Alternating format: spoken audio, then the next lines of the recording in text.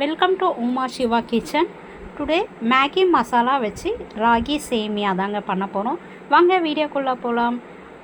ஒரு 5 நிமிஷத்தில் ஒரு டிஃபனோ இல்லை டின்னரு செய்யணுன்னாக்கா இது மாதிரி செஞ்சு கொடுங்க. ரொம்பவே பசங்க நல்லா சாப்பிடுவாங்க. ஒரு கடாயை எடுத்துக்கோங்க. கடாய் காஞ்சதும் ஒரு 3லேருந்து 4 ஸ்பூன் ஆயில் போட்டுக்கோங்க. ஆயில் நல்லா காயணும். இது ஈவினிங் ஸ்நாக்ஸாக கூட கொடுக்கலாம் பசங்களுக்கு. மேகி மசாலா போடுறதுனால நம்மளுக்கு நூடுல்ஸ் ஃப்ளேவர் டேஸ்ட் வரும். எண்ணெய் காஞ்சதும் கடுகு போடலாம், இல்லைனா கடுகு பொரியாது. கடுகு பொரிஞ்சாதான் நம்மளுக்கு நல்லா இருக்கும்.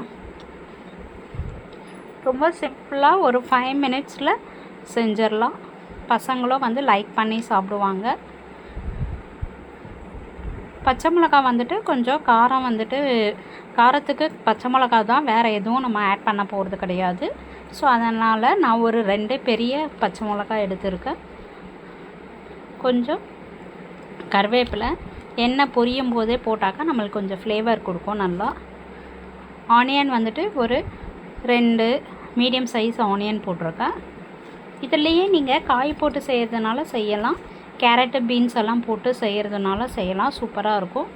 ஆனால் இன்றைக்கி நான் வெறும்னே காயெல்லாம் போடாததாக செய்கிறேன். ஸோ நல்லா வெங்காயம் கண்ணாடி பதம் வர்ற அளவுக்கு நல்லா வதக்கி கொடுத்துக்கோங்க.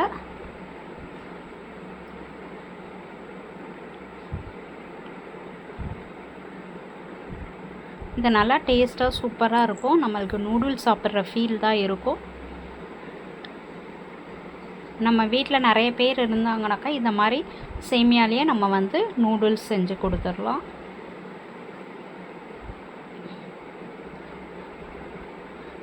ரொம்ப இன்க்ரீடியன்ட்ஸ்லாம் இல்லை, சிம்பிளான இன்க்ரீடியன்ட்ஸ் வச்சு சூப்பரான டிஷ்ஷு தான் இது.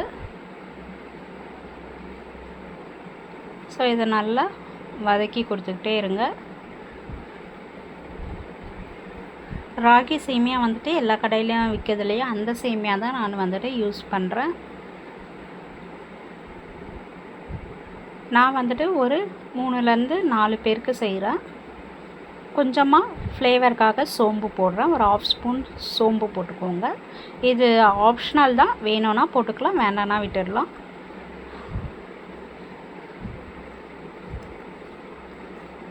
இந்த சோம்பு அந்த மேகி மசாலா சேர்ந்து வரும்போது நம்மளுக்கு நல்ல ஒரு ஃப்ளேவர் கொடுக்கும்.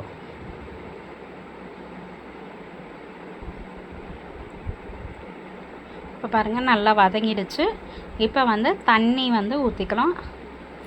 தண்ணி கொஞ்சம் கம்மியாக ஊற்றினா தான் நம்மளுக்கு நல்லா உதிரி உதிரியாக வரும். இது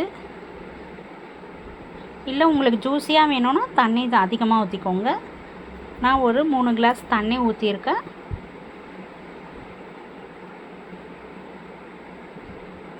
சேமியா ஒரு பவுல் ஃபுல்லாக எடுத்துருக்கேன். ஸோ எல்லாத்தையும் நல்லா தண்ணி கொதிக்கட்டும்னு சொல்லி நம்ம ராகி சேமியா போடலாம். சால்ட்டு தேவையான அளவு சால்ட்டு போட்டுக்கோங்க. மேகி மசாலா எல்லா கடையிலுமே விற்கிது நம்மளுக்கு தனியாக மசாலா. ஸோ அது வாங்கி நம்ம இது கூட ஆட் பண்ணிக்கோங்க. கட் பண்ணி போட்டுக்கோங்க. இந்த தண்ணியிலே போட்டுக்கோங்க. உப்பு கொஞ்சம் கம்மியாக போட்டுக்கோங்க. ஏன்னா அந்த மேகி மசாலாலேயே நம்மளுக்கு உப்பு ஜாஸ்தியாக இருக்கும், உப்பு இருக்கும். அதனால் நம்மளுக்கு தேவையான அளவு உப்பு ஃபஸ்ட்டு இந்த பவுடர் போட்டுட்டு அப்புறமா உப்பு போடுங்க. அப்போ தான் நம்மளுக்கு கரெக்டான உப்பு அளவு தெரியும். கொஞ்சமாக போட்டுட்டு டேஸ்ட் பண்ணி பாருங்கள் உப்பு கரெக்டாக இருக்கா என்னான்ட்டு.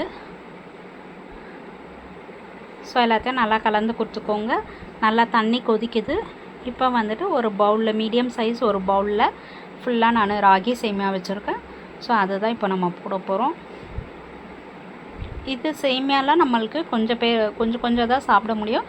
ஸோ 4 பேர் தாராளமாக சாப்பிட்ற அளவுக்கு தான் நான் சொல்கிற அளவு எல்லாமே.